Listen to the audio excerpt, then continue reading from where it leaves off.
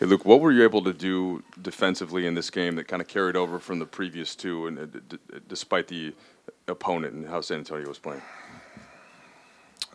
Communication has continued to get better.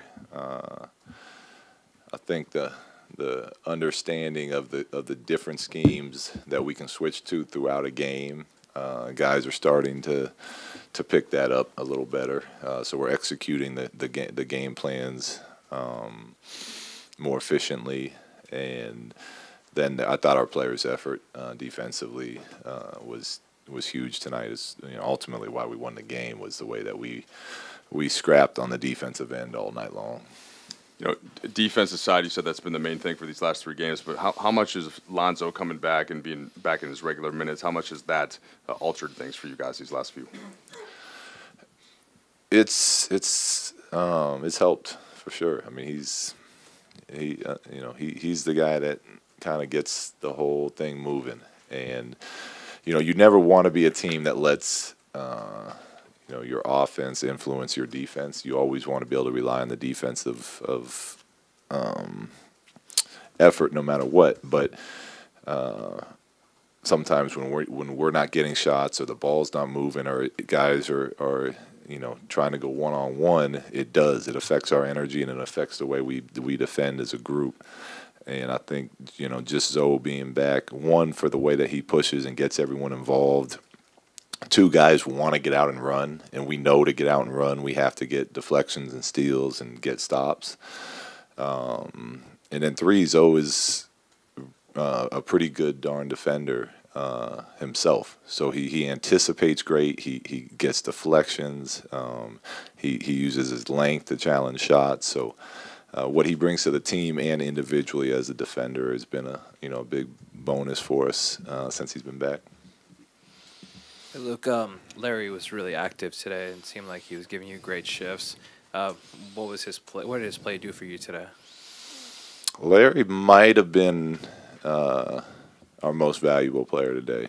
I thought Brandon obviously was huge down the stretch. Zoe was great throughout. Different guys at different times made really big plays for us. But I thought Larry's play from the first time he checked in to leaving him in for the entire rest of the second half, he was putting out fires on defense. He was guarding bigger players. I mean, just all over the place. Even in the first half, got us I think he had 4 offensive rebounds. We got us some extra shots, and overall, just another great game for Larry. That's his, in my opinion, his third straight great game with this win streak. Luke, you mentioned Brandon's aggressiveness, but as a team, how tough is it to stay aggressive when you build such a lead like you guys, the 19-point lead, and then a team like the Spurs comes back and is able to take a lead? How did you feel like you guys responded? What did you see from them in those moments? We responded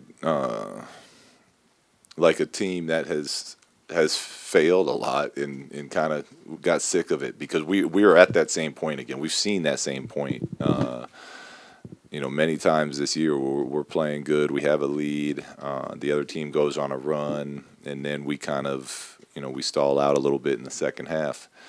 And I thought our players did a great job of coming together, continuing to put the emphasis on defense, and then continuing to share the ball on the offensive end and trust each other and not try to do it by themselves. That's where we get in trouble, is when we try to do it by ourselves when other teams are on runs. And I thought tonight we did a really nice job of we didn't make all of our shots, but a lot of times we were trying to make the right pass. And because of that, eventually those shots will drop for you.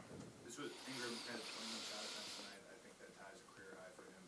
Realistically, can he be this aggressive on a nightly basis? Is that what you want from him? We want Brandon to play the game as it comes to him. There's some people that are straight scorers. Brandon's not one of them. He's a player that can score a lot, but he's also a very good playmaker. The way he can handle and pick and rolls, his vision on the court, we want him taking what the defense gives him. And if obviously in some games, as he continues to grow as a young player, that requires him to take over by scoring, then then do that. But to say every night we want you to come out and take 21 shots, no, that's not what we're looking for. But there will definitely be nights when that happens. Luke, those last 8 minutes of the game, is that sort of the way that you envision this team playing? Did you see like a glimpse of what this team could be in those 8 minutes, the way that you guys went on a 15-2 run to win the game? Yeah, I mean, that's where we want to get to. I didn't envision us, coming out to start the season playing like that. And I don't, I would love for us to play like that every time we step on the court. It's just not the reality of the game. But the way we were able to get stops and run and put pressure on them, get into passing lanes. I think we had 15 steals tonight against a very good, disciplined basketball team.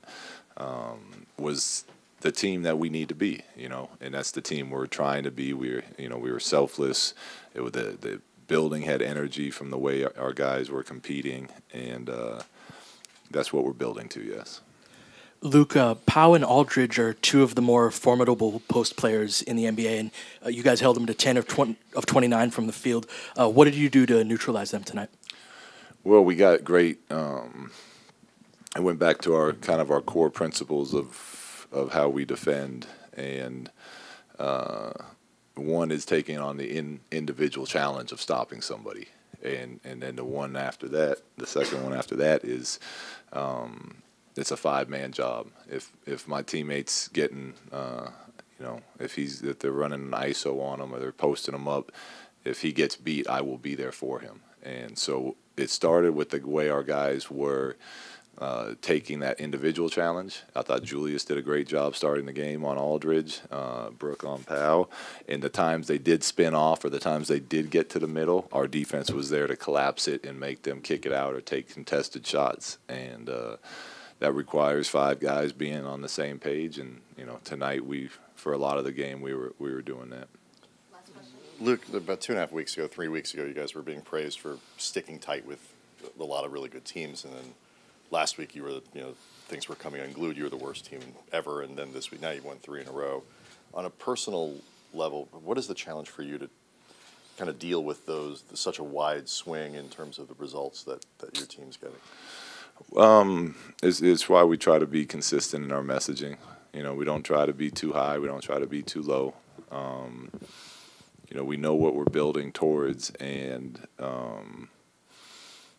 there's gonna be more losing streaks ahead, and there's gonna be more winning streaks. It's about us continuing to get better, and by doing that,